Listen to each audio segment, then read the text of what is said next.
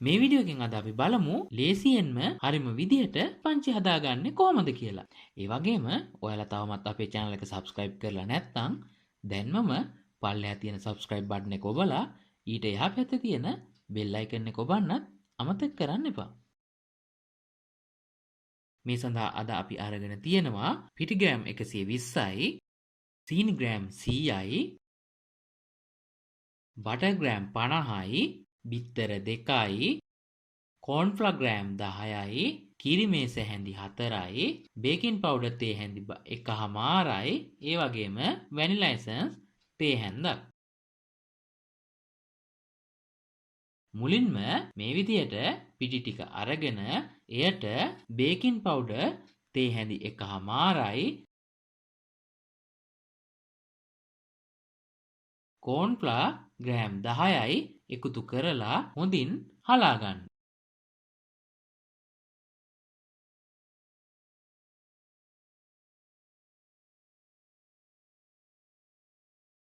පිටි ටික හලා ගත්තට පස්සේ සීනි ග්‍රෑම් 100 මේ විදිහට බෝල් එකකට දාලා බිත්තර කොටස් වශයෙන් එකතු කරමින් හොඳින් බීට් කරගන්න.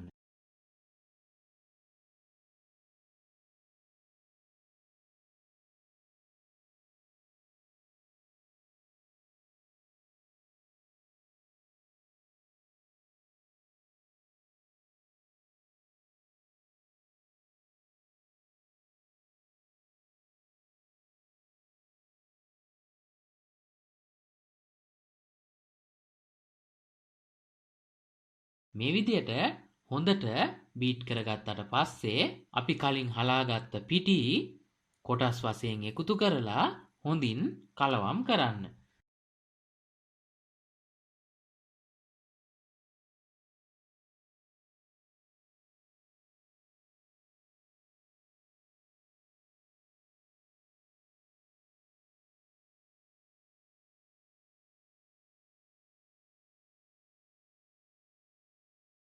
පිටි ටික හොඳින් කලවම් කරගත්තට පස්සේ බටර් ග්‍රෑම් 50 දිය කරලා මෙයට එකතු කරන්න. බටර් දිය කරනකොට බටර් ටික බෝල් එකකට දාලා උණු වතුර එකක් උඩින් තියන්න. එතකොට බටර් ටික හොඳට දිය වෙනවා. දැන් මේ දිය කරගත්ත බටර් ටික මේ මිශ්‍රණයට එකතු කරන්න. එකතු කරලා ටිකක් කලවම් කරලා එයට කිරි මේස හැඳි 4 එකතු කරන්න. එකතු කරලා හොඳින් කලවම් කරන්න. මිශ්‍රණය හොඳින් කලවම් කරගත්තට පස්සේ එයට වැනිලා එසන්ස් තේ හැන්දක් එකතු කරන්න. එකතු කරලා හොඳින් කලවම් කරන්න.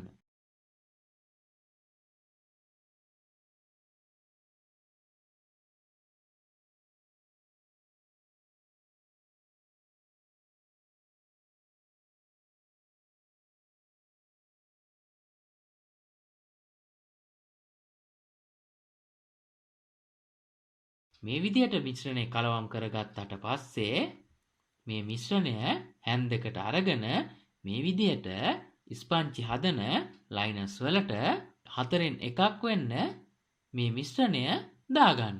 ගොඩක් උඩට දාගන්න එපා. මොකද බේක් වෙනකොට ගොඩක් පිම්බෙන නිසා එළියට යන්න පුළුවන්.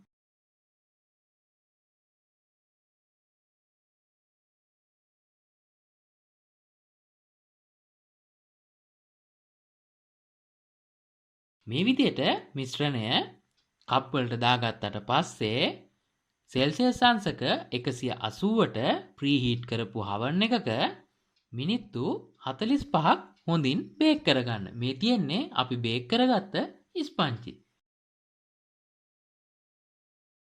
අපි හදාගත්ත මිශ්‍රණයෙන් කොටසක් අපි ඉතුරු කරගත්තා.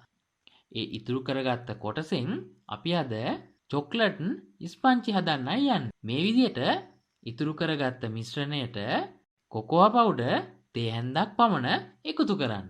එකතු කරලා හොඳින් කලවම් කරලා නැවතත් කප් කේක් ලයිනර්ස් වලට 4න් එකක් වෙන විදිහට මේ මිශ්‍රණය දාලා සෙල්සියස් අංශක 180න් විනාඩි 20ක් පමණ ප්‍රීහීට් කරපු oven එකක මේ චොක්ලට් ස්පංච් ටික විනාඩි 45ක් බේක් කරගන්න. මේ තියෙන්නේ අපි හදාගත්ත ස්පංචි. ඔයාලත් මේ විදිහට ස්පංචි හදලා බලන්නකො කොච්චර ලේසිද ඒ වගේම කොච්චර රසද කියලා. වීඩියෝ එක හොඳයි කියලා හිතෙනවා නම් යාළුවන්ට බලන්න ෂෙයා කරන්නත් අමතක කරන්න එපා. ඒ වගේම වීඩියෝ එක පිළිබඳ ඔයාලගේ අදහස් අනිවාර්යයෙන්ම පහලින් කමෙන්ට් එකක් දාගෙනත් යන්න.